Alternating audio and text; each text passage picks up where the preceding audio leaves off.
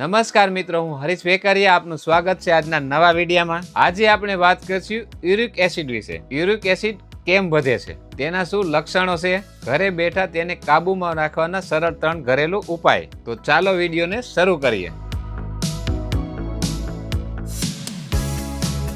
મિત્રો, જ્યારે આપણા શરીરમાં પ્યુરિન નામનો પદાર્થ તૂટે છે ત્યારે યુરિક એસિડ બને છે। સામાન્ય રીતે કિડની એને બહાર કાઢે છે, પણ જો યુરિક એસિડ વધારે પ્રમાણમાં બને અથવા કિડની એને બહાર ન કાઢી શકે તો તે શરીરમાં જમા થવા લાગે છે। યુરિક એસિડ વધવાના મુખ્ય કારણો છે વધારે પ્રમાણમાં માંસાહારી ખોરાક, ખાસ કરીને લાલ માંસ અને સમુદ્રી ખોરાક, દાળ, મટર, રાજમા જેવા પ્યુરિન વાળા ખોરાકનો વધારે ઉપયોગ, મીઠી વસ્તુઓ, કોલ્ડ ડ્રિંક્સ કે દારૂનું સેવન, વધારે વજન, ઓછું પાણી પીવું અને બ્લડ પ્રેશર કે ડાયાબિટીસ જેવી બીમારીઓ। હવે જાણીએ કે યુરિક એસિડ વધી જાય ત્યારે શું લક્ષણ દેખાય છે। સાંધામાં સોજો અને દુખાવો, ખાસ કરીને પગના અંગૂઠા કે ઘૂંટણમાં, સાંધામાં લાલચ અને ગરમાવો, સવારમાં ઉઠતા જ કળાશ અનુભવી અને વારંવાર થાક લાગવો। તો હવે વાત કરીએ 3 ઘરેલું ઉપાયોની। પહેલું, આદુ અને લસણની ચા।